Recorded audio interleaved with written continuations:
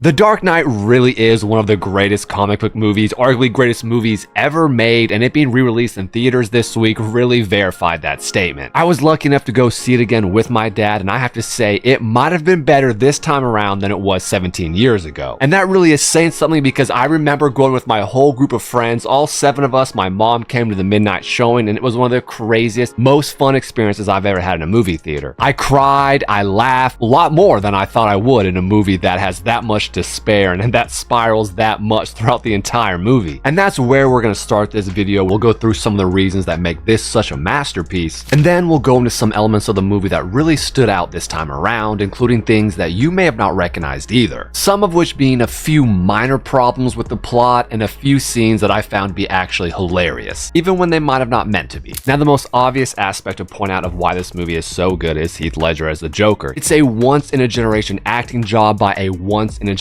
actor, and it's something that none of us will ever forget. There are so many different anecdotes about just how powerful Heath Ledger was as the Joker on set while they filmed the movie, and you can genuinely see just how startled these actors are when they first interact with Heath Ledger, the Joker, early on in the movie. For example, look at this mob boss right here. You can absolutely see he's losing his mind because he's thinking, what is Heath Ledger doing right now? And when you take someone like Heath Ledger, who's acting as the Joker in this amazing fashion, and then combine him with actors like Michael Caine, Morgan Freeman, Gary Oldman, Christian Bale, Christopher Nolan, Aaron Eckhart, Maggie Gyllenhaal, Cillian Murphy, Nestor Carbonell, who is wearing eyeshadow for some reason. Am I the only one who noticed that? What if that's how his character just deals with stress? He just is in the mirror in the morning just like, oh, this Joker guy is really stressing me out. That is an absolutely insane amount of talented acting in a movie. Not just fame, but talented acting. It's like Christopher Nolan figured out in Batman Begins what works for his character and his plot lines, and then they introduced Heath Ledger as the Joker to the equation, and then that just took the quality and the opportunity to just another level.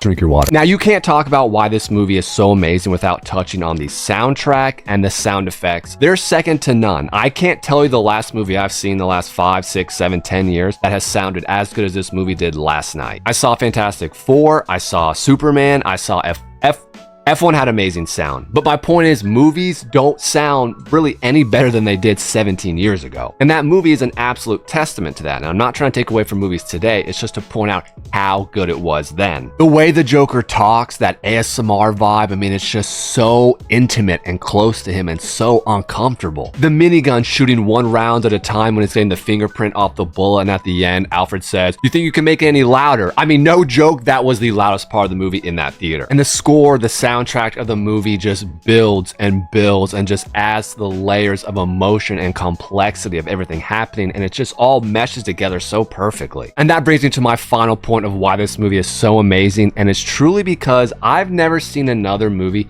create the level of despair, hopelessness, darkness that this movie does, but just it keeps going. It just keeps getting darker, darker, and darker. We love movies because we're able to pause real life for ourselves and insert ourselves into that universe and feel the emotions the characters we're supposed to be following are feeling. Experience the ups and downs, the laughters, the crying. We're supposed to put ourselves in their shoes. And this movie does that on a level that I haven't felt in 17 years. And this movie was dark. I mean, genuinely dark. Then somehow, in the end, we're left with hope. And that's what's so ridiculously crazy about Christopher Nolan, his writing team, just everything about him, this movie. How do we just go through absolute hell, man, just drug through the depths of it all, and now we're hearing Gary Oldman give us this amazing voiceover of, Christian Bale, Batman, drive out onto the bridge. It's just like, wow. Now I want to talk about some of the things that I noticed for the first time. The brain scans of Harvey Dent sitting behind him while he's in the hospital. I never really noticed that before, but that really does give another layer to how he's able to turn so quickly. We're not really getting a Game of Thrones moment where it's like, wait, when did that happen, Daenerys? Which leads me to another moment early in the movie when Harvey Dent and Gordon are talking about his Two-Face nickname, and it really makes you wonder, what was Harvey Dent doing to get that nickname? They don't really elaborate on it past that point, which means when we really see him lose his cool in the back of the ER truck, that really is showing that, holy moly, this guy might actually have a few loose nuts up there. Almost every one of my channel's viewers is not subscribed to the channel. Do me a huge favor and hit that subscription button. We're trying to get monetized. my dog in it. And one of, if not the only major plot problem with this movie is that why was this police officer in the cell with him when the door locked? The Joker's entire plan depends on that officer being inside the cell with him so he can manipulate him to then take him hostage. One thing I never thought about before was, did Alfred make the right choice in burning that note to Bruce Wayne? Isn't it possible that it could have actually helped him heal by him knowing that, okay, he didn't actually lose the future love of his life, he actually kind of, well, maybe he'd feel bad about what he did to Harvey, but that would be like, you see what I mean? Like, I actually might have, maybe not then, maybe not right there, but maybe in like a year. Okay, Bruce, you feeling a little better today? Well, I'm about to ruin your day, bud. You know, or maybe he'd be like, hey, no baggage, man. She wasn't really yours. What are your thoughts in the comments? Would you have told Batman? Would you have told Bruce Wayne about that letter? Or would you have done what Alfred did and burned it? I know I'm not the only one who's had the thought that why didn't a police officer just shoot the Joker? Just take him out right there. And a lot of you are going to say, well, that's illegal. You can't do that. And I'm just going to say, yeah, if I was a police officer, I would have just shot him and said, yeah, put me in prison for however long I'm going to get. But I'm going to be sleeping real good knowing that I just ended all this. They give Alfred a really cool background in this movie, not just from his story of how they took down the bandit with the rubies, but if you notice on the boat, on the yacht, when he's walking back towards that Russian model, he just tells her to flip over because he's going to put the sunscreen on her. It's like, dude, this guy is a boss. Which there are actually a lot of sexual innuendos in this movie I never noticed when I was younger, like when Rachel tells Harvey Dent, ooh, if you're rattled, we can take the day off after the court case when the gun was pulled on him. And a couple scenes later when Bruce Wayne's getting patched up in their basement in the warehouse, Michael Caine, Alfred says, or is it about who's in her sexual circles? And it's like, oh, I always thought he just said circles. I was like, dang, a lot of sex in this movie. What? And then there's this scene in which we all know Batman doesn't allegedly take anyone's lives, but these kids could have easily been in one of the parked cars he just blew up. The scene in Hong Kong where the airplane just flies in over a heavily populated massive city and faces no aerial repercussions. China doesn't send any jets to go and say, who are you? What? You can't just fly this shit over our city like that, bro. Also, Batman 100% murders this guy. He's dead. There's no doubt in my mind that guy,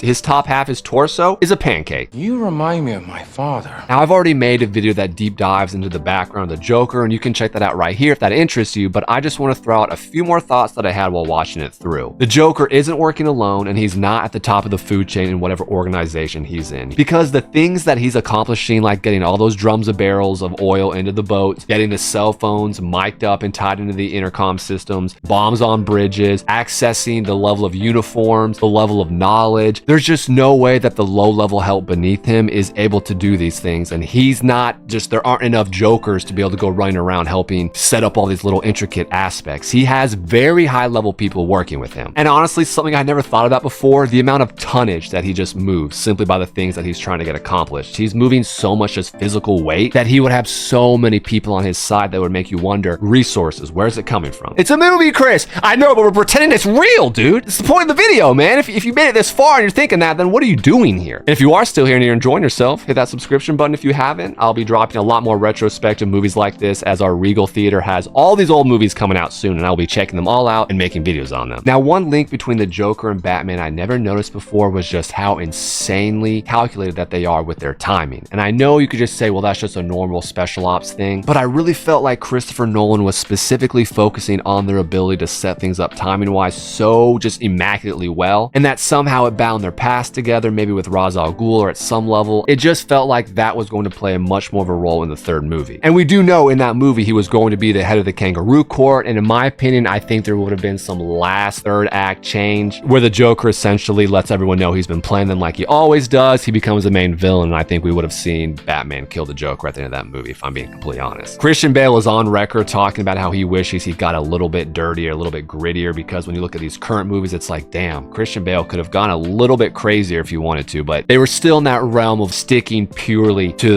the moral code you have for yourself, which again is honorable, but it just seems like that's not the vibe we have in Hollywood today. Batman and DC fans have to feel so lucky and fortunate that they got one of the greatest minds in film history, Christopher Nolan and his team, his brother, and then that cast of actors and actresses who all came together to create just arguably the greatest piece of cinema we've ever seen. Every other comic book is chasing what they did in The Dark Knight. This movie's so deep, and it's one of the greatest movies I've ever seen, and I'm so glad that you guys chose to sit with me and hang out with me while I made this video, share my thoughts. All right, that's enough yapping for today. You know the deal. Go out there and do something great. And maybe watch the Joker video. Because if you like Batman, or, or just go do what you gotta do. Or don't.